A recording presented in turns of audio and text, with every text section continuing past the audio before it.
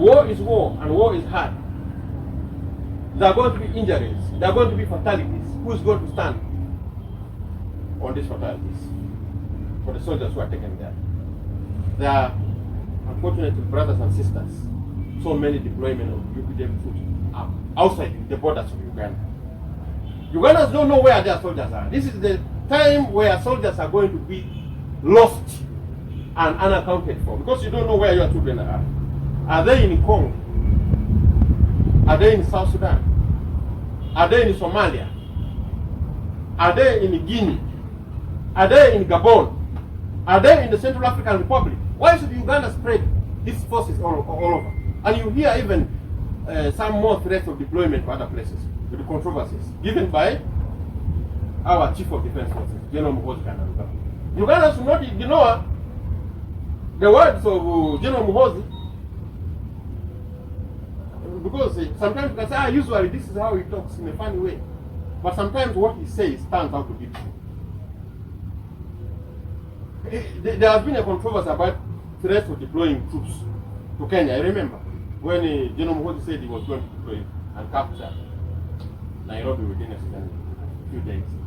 Also threats about deployment of UPDF to capture Khartoum after the swearing-in ceremony of President Trump of USA. The people of Kenya, the people of Sudan reacted angrily. And again, another deployment with the controversies is to certain parts of Congo, even now when the UPDF is there. The Congo government is also not happy about the deployment of UPDF, intended deployment of UPDF to Kisangani and other cities in the Congo there. On this particular case of South Sudan, General Museveni said, we are sending special forces to South Sudan. In advance, before the deployment was known by many people, some people tried to brush off. Even South Sudan denied the deployment of troops to South Sudan. That no, there are no UPDF here. But in this particular case, General Museveni has done to be correct in what he said. He issued a statement, he issued the threat, and the threat has been implemented. He made a statement that UPDF would be deployed to South Sudan through his streets. And people said, no, this is not the usual way, this is not the official way UPDF communicates. And the statement is supposed to be coming out from the official spokesperson of the UPDF. Even South Sudan denied. South Sudan said, no, there are no UPDF soldiers in here. And Uganda started seeing UPDF soldiers crossing South Sudan. So I would like to warn the world and the countries which feel threatened by this statement and the deployment of the UPDF. Don't ignore the statements of Museveni. Some of them will turn out to be true. Like the case of South Sudan, this case here, where he said South Sudan Special Forces are deployed Uganda Special Forces are deployed in South Sudan. People denied, people argued against it. Later on it turned out to be true. Today we have UPDF in South Sudan. The Uganda government confirmed it, Parliament confirmed it, the South Sudan government confirmed it. So this deployment here, in this particular case, was not properly examined by Parliament. Parliament should re-examine its position, and a motion should be moved in Parliament for the withdrawal of the UPDF from South Sudan. That's the second position of the FDC. The third position of the FDC is this. We should do, as Ugandans, support the UN mission, the UN peacekeeping mission in South Sudan, UNIMIS. And would urge the world to support UNIMIS. And if necessary, if the conditions are necessary for a higher level use of force, UNIMIS should be upgraded from a peacekeeping mission to a peace enforcement mission under the guidance of the United Nations. If there is more need for troops, new troops to be deployed to support UNIMIS from neutral countries, excluding Uganda, because Uganda has already lost its place of neutrality in South Sudan. So our troops should be brought back to Uganda,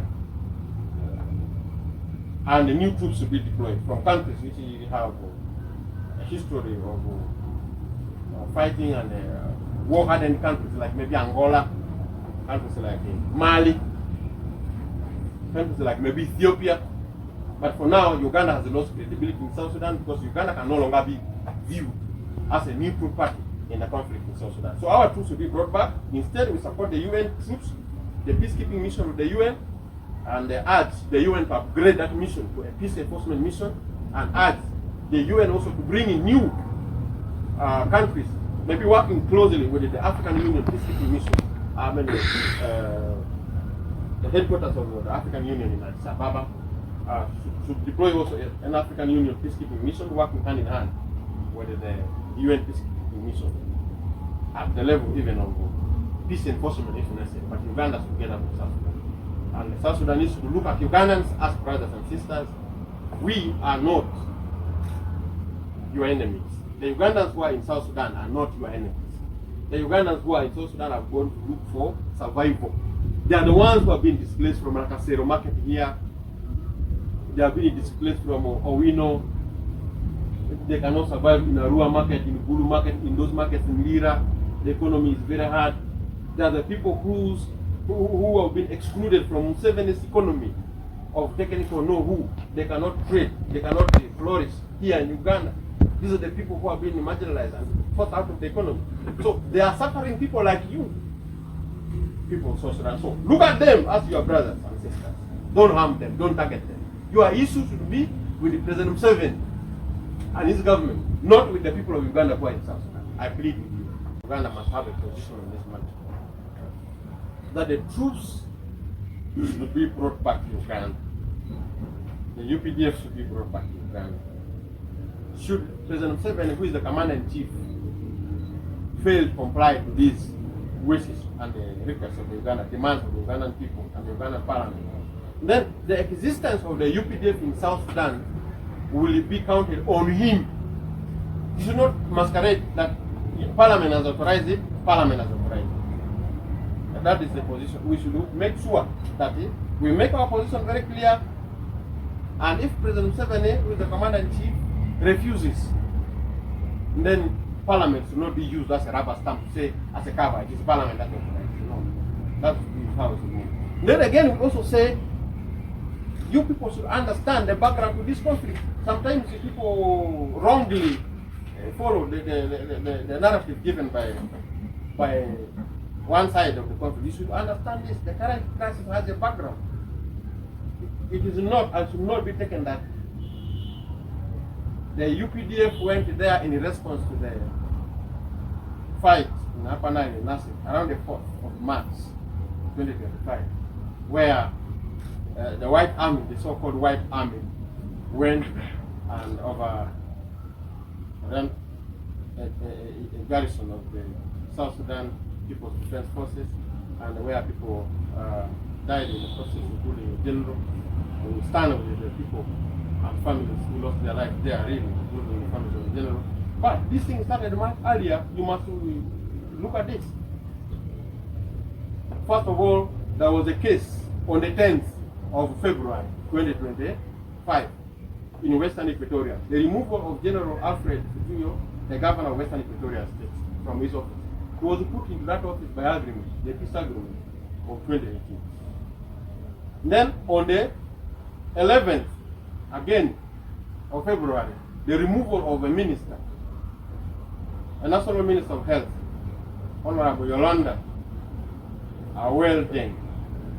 He was also put there by the agreement of 2018. He was removed from his position of being a minister, without consulting, without agreeing with the authorities of the SPLIU, unilaterally. And these are the things which built up the momentum.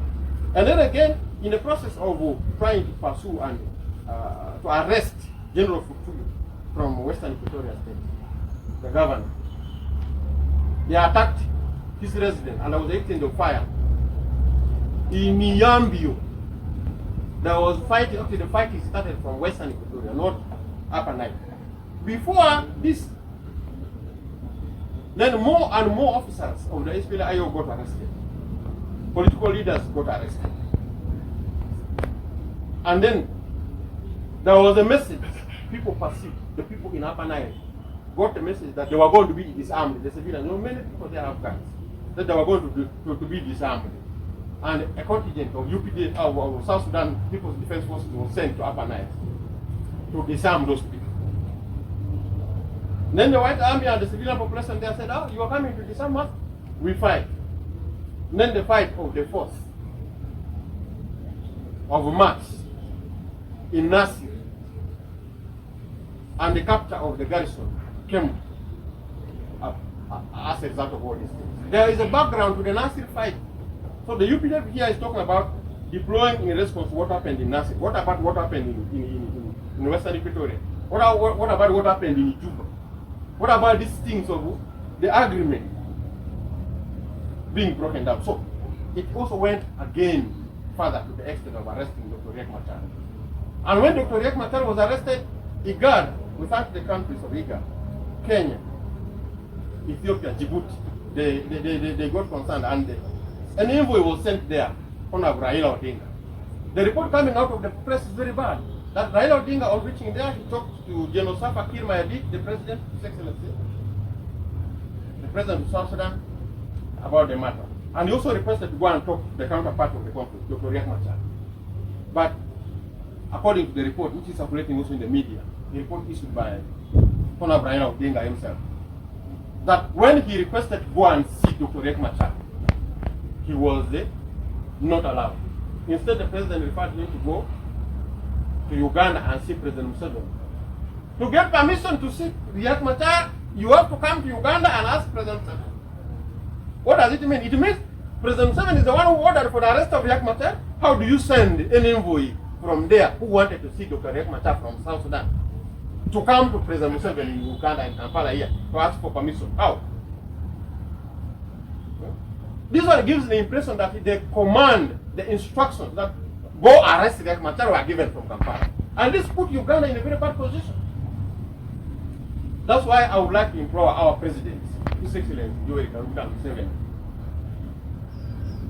regardless of the goodwill, the good things you have ever done, in this particular case, you have already been misunderstood. You have been understood badly as the one who has caused the problem, the one who has ordered the arrest. Therefore, you move out. Let other people, let other leaders of Africa take the lead.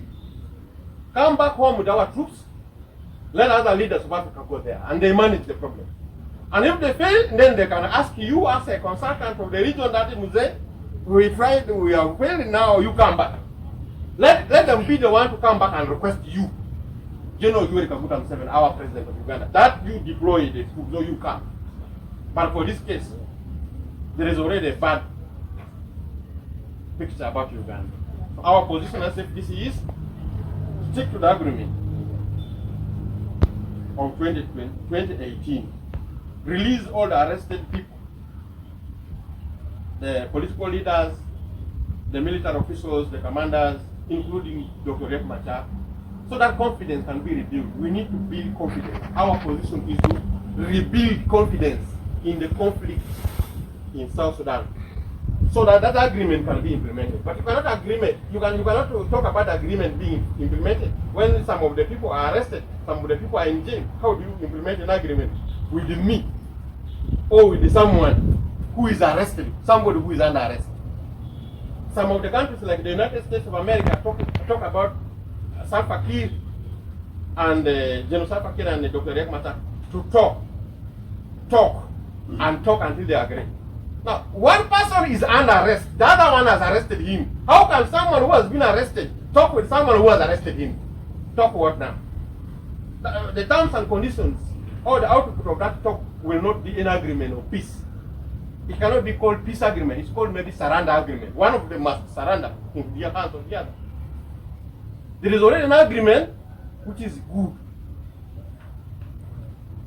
The 2018 agreement. Let us enforce that agreement. Let us help the implementation of that agreement properly. That is the best thing to solve the problem of South Sudan. Until when the people of South Sudan go and have an election, and it is also provided for in that peace agreement of 2018. There will be an election. So make sure, the world should make sure that the peace agreement of 2018 is implemented and implemented properly until the end point of elections. where the people of South Sudan will democratically elect the leader of their choice. And the country will be at peace. Upon that, then all the forces in South Sudan will be unified in one army. We also support that position. South Sudan will have one army, all the South Sudan People's Defense Forces. Not this force for that general, not this force for the other general. The army should be one. But let the first agree politically first. Because these armies are a product of political disagreement. You cannot go to the consequences instead of addressing the causes first. The existence of the armies, the many armies in South Sudan, are a consequence of a disagreement, political disagreement. Let the political disagreements be addressed first. Let people be in agreement with each other, and there will be no one with the moral grounds, moral power, moral authority to have any armed force in South Sudan. Even all these forces, tribal militias, the White Army, the other one, Army, Agwelek, or what, there are many of them. They will disappear when people of South Sudan come together and begin viewing each other as brothers and sisters of the same country. All the 64 tribes of South Sudan, when they look at each other as one, there will be no need for any tribe to have a private army of the tribe. So let's start with what has been put in front of us, the agreement of 2018. Our position to Parliament will be given to Honorable Museveni, and then together with the MPs who are there, they will sit. And we, as a party, would like to ask them to move a motion to work with other people, the motion for the withdrawal of the Updf from South Sudan. That's how the organs will get involved. The organs will get involved. And we are also going to speak to the Ugandans, including you here, that let us advocate for the withdrawal of the South Sudan, the Uganda People's Defense Forces from South Sudan, and also advocate for protection of the Ugandans who are in South Sudan. The South Sudanese should not look at Uganda as enemies. This is the position. So it requires the people of Uganda to give this message to the South Sudanese that we are not your enemies.